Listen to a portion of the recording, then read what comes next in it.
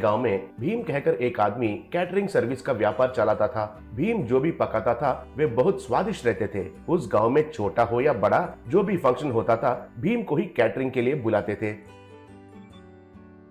भीम को खाना पकाने में उनका परिवार बहुत मदद करते थे।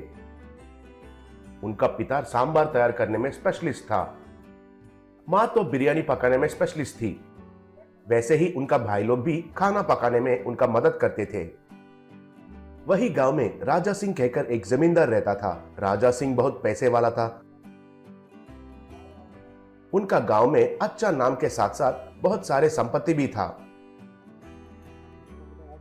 एक बार राजा सिंह उनके पास काम करने वाले मुनीम से, मुनीम जी, हमारा बेटा का जन्मदिन नजदीक पड़ रहा है। खाना पकाने के लिए अब तक हमने किसी को भी नहीं रखे। असल में गांव वालों को उस दिन किसी के घर में भी खाना पकाना नहीं चाहिए। सुबह नाश्ता, दोपहर को खाना, ऐसा ही रात में डिनर भी हमारे पास है कहकर कहे थे ना। शहर से अच्छे से बावर्ची को लाएंगे कहकर मेरा साला जी कह रहा है, कहा। तब मुनीम, मालिक, शहर से क्यों लाना है? और आपके साले जी के बारे में कहना है तो पिछले बार एक छोटा सा पार्टी अरेंज करने के लिए कहा और कूल केक आइसक्रीम जैसा बन गया। इतना देरी किया था। ऐसे वालों को काम सौंपना ठीक रहेगा क्या? और एक बार सोचकर बताइए, कहा। तब राजा सिंह के साले जी कन्ना को बहुत गुस्सा आया। तब मुनीम, मालिक, हमारे गांव में भीम कहकर एक बावर्ची है। अगर वो खाना बनाना शुरू किया तो उनका गंध तो बगल वाले गांव तक पहुंचते हैं। असल में बहुत देर से आपको बच्चा पैदा हुआ और आप उनका जन्मदिन बहुत धूमधाम से मनाने के लिए सोच रहे हैं ना। मेरा सलाह ये है कि अगर भीम को बुलाएंगे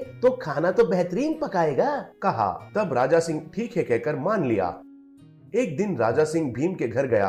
राजा सिंह को उनके घर आते हुए देखकर भीम और उनके परिवार वाले हैरान रह गए। तब भीम, मालिक, आप खुद मेरे घर पर आए हैं और मुझे तो यकीन ही नहीं हो रहा है, कहा। तब राजा सिंह, कुछ नहीं भीमा, तुम्हें पता है ना, मुझे वारिस पैदा हुआ है और मैं उनका जन्मदिन एक त्योहार जैसा मनाना चाहता हूँ। हमारे मुनीम जी से पूछा तो तुमसे बढ़कर अच्छा बावर्ची तो अगल बगल गांव में ही नहीं है, ऐसा कहा। ये फंक्शन मेरे लिए बहुत महत्वपूर्ण है। बहुत दूर से हमारे रिश्तेदार आने वाले हैं। उनके सामने मेरा इज्जत खड़ा होना चाहिए। ऐसा ही गाँव वालों को हमारे महानता के बारे में पता चलना चाहिए। इसलिए मैं खुद कैटरिंग ऑर्डर देने के लिए इधर आया हूँ। सुनो, हमारे गाँव वाले सब नॉनवेज पसंद करते हैं, इसलिए सब तरीके के नॉनवेज आइटम्स उस दिन रहना चाहिए। ब्रेकफास्ट से लेकर डिनर तक सब कुछ हमारे पास ही होना चाहिए। अगर कोई भी आइटम अच्छा नहीं है और किसी ने भी अच्छा नहीं कहे तो तुम्हारा पेमेंट नहीं दूंगा। अगर सब आइटम्स अच्छे रहेंगे तो तुम्हें डबल पेमेंट देता हूँ, कहा। ऐसे ही फंक्शन का दिन आ ही गया। भीमा की पत्नी भीमा के पास आकर, सुनिए जी, इस बार मैं भी कुछ न कुछ पकवान बनाती हूँ, बोली। तब भीमा, तुम्हें एक बार कहने से समझ में नहीं आता है क्या? हमारा रसोइया का परिवार है, इसलिए हम खाना अच्छा से बना सकते हैं। तुम्हें कोई पकाने की जरूरत नहीं है, लेकिन पहले जाकर उन सब्जियों को तो काटो। ऐसे ही उस चटनी का काम नजदीक से रहकर देखो, कहा। तब उनका पत्नी बहुत दुखी हुई।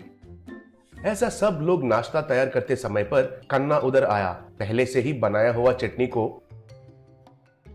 कोई भी देखे बिना नीचे फेंक दिया।